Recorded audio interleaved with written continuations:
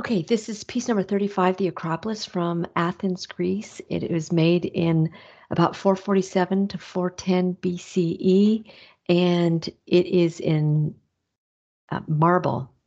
That's the material. There are 6 images. I'm going to deal in this video with 4 of the 6 images. So the first thing to notice about the Parthenon or the Acropolis is that the context, and the bigger context for this entire piece is that Athens succeeded in defeating not once but twice the entire Persian Empire here in orange. And as a result, the Athenian leaders, particularly this guy Pericles, wanted to celebrate this magnanimous event. And their Acropolis had been destroyed. You can see here the remnants of an earlier Acropolis on the side of the Acropolis had been destroyed by the Persians. The Athenians, we think, before they abandoned their city to defend it or to go defend themselves somewhere else, they might have buried some of their statues, but the Persians certainly burned the Acropolis when they conquered in 490 and 480 BCE. When the Athenians defeated the Persians, they just felt like they had to defend themselves forever and set up a defense that would stop the Persians from ever trying to attack again. So they created something like the United Nations called the Delian League. And you can see in yellow here all these outposts of city-states. And all of these Greek city-states were asked to give money to be a part of this Delian League, Protection League.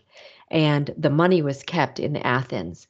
And so the Athenians are guilty of using the money from that Delian League to spruce up their Acropolis that had been destroyed by the Persians. So this is what it looks like when it's rebuilt. This is what the Acropolis looks like in real life. And they're saying by rebuilding it, their function is, hey, look at us now. We're amazing. We have defeated the, it's a guppy defeating a whale. We are incredible in this. So the bits here to look at is this map of the Acropolis. So there are multiple temples on the Acropolis, on this big hill in the center of Athens. But we are responsible for this one right here, the Parthenon, and this little guy right here, the temple to Athena Nike. So this, I just showed you that. And so here is the Acropolis in Athens. Remember, it goes through the Agora. This is the Pan-Antheatic Way leading up to the Acropolis. It is like the citadel. It's the place where people would have hidden to protect themselves, and just kind of is the heart of Athens. Well, no, the Agora is the heart of Athens, but this is where important temples are. So it's a religious Mecca in Athens. These are some of the buildings that are on top of the Acropolis. And again, we're responsible for this purple Parthenon and this green little temple of Athena Nike.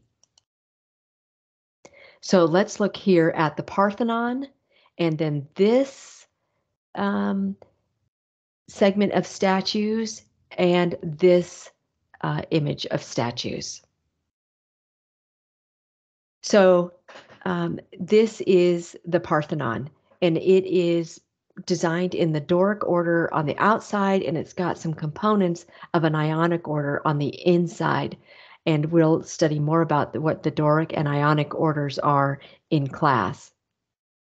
The function of the Parthenon is it's a church for the Greeks, but it's not a church that people go into.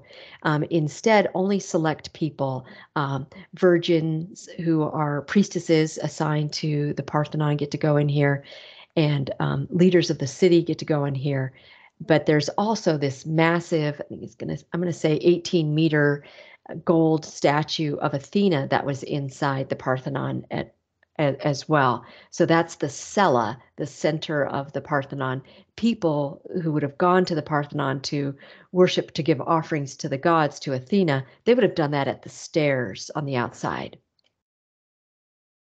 In terms of content, it's kind of form also, that the designers of the Parthenon, Ichthyonos and Callicrates, those are the two architects, they did some incredible deviations just to make it look like the Parthenon was perfect. So some things that they did that you might not see with the naked eye, but that make the Parthenon look um, beautiful are this stylobate, the stairs, they're called the stylobate, it's like a platform.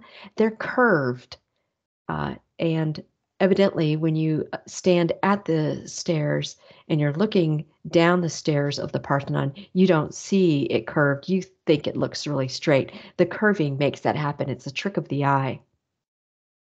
And then the corner columns are evidently leaning in a little bit more than the other columns. They're also 2 inches wider, all of this in an effort to make them all look uniform. And each of the columns has what's called intasis. You can see that kind of in this drawing. They swell in the middle a little bit, and that makes them, when you're looking down the whole row of columns, makes them look like they're slender and all the same size. More in terms of content, we have the pediment. That's the triangle um, bit of the building up top above the columns. And in that pediment were placed all of these sculptures in, you know, amazing deep deep carving, carved almost like in the round here. So this is one of our images, and allegedly it tells the story of the birth of Athena. So we'll talk more about that in class, but this is the birth of Athena. This is on the other, I think it's the east end of the Parthenon. There are two pediments, one on the east and one on the west. And this lineup of carvings that is not in our image set, but just gives you a feel for it. This told the battle between Athena and Poseidon, which ultimately led to Athena being chosen as the goddess of Athens.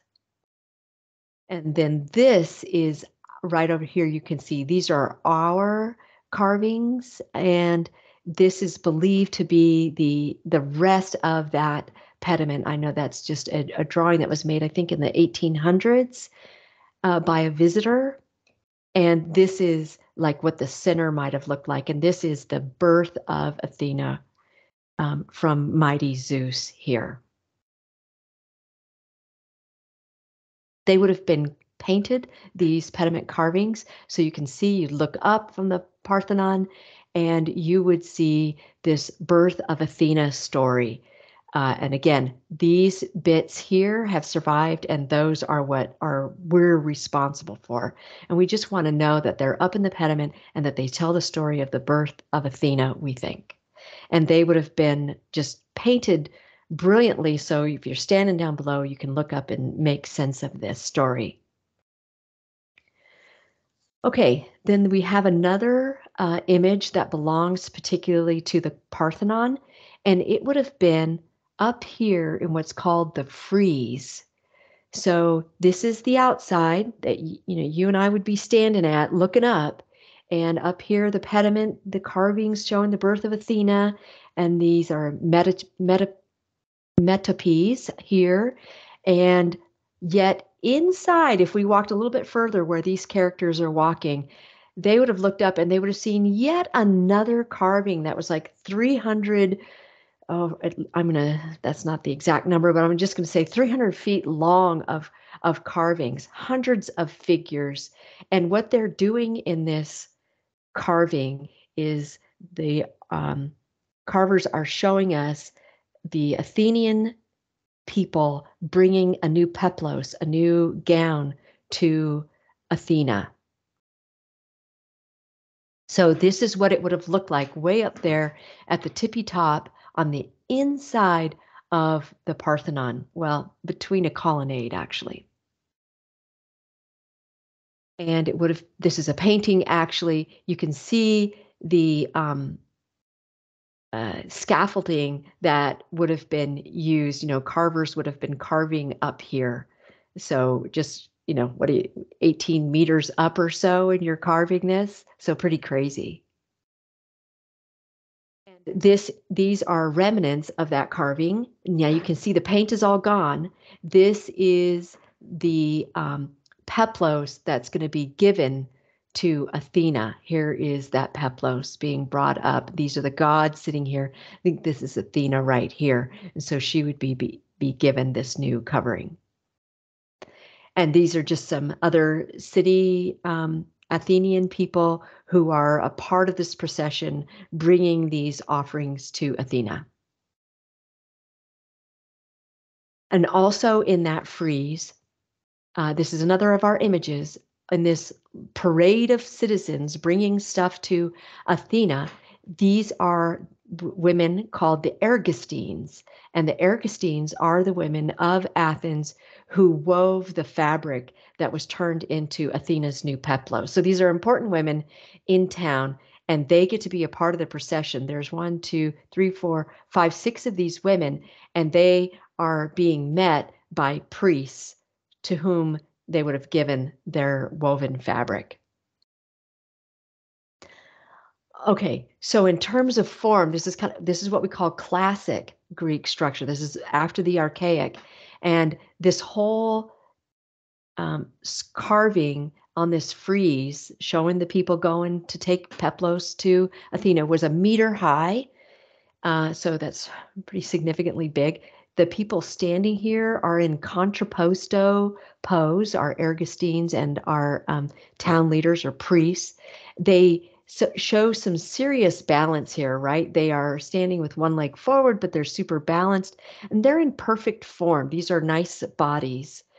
And you'd think that they're being carved really deeply into the marble, and they are, but they're a little more low relief than what we see here. This is a metope that's on the outside of the Parthenon, and look at how deeply carved this centaur and this human are. They are much deeper relief in terms of carving, in terms of form.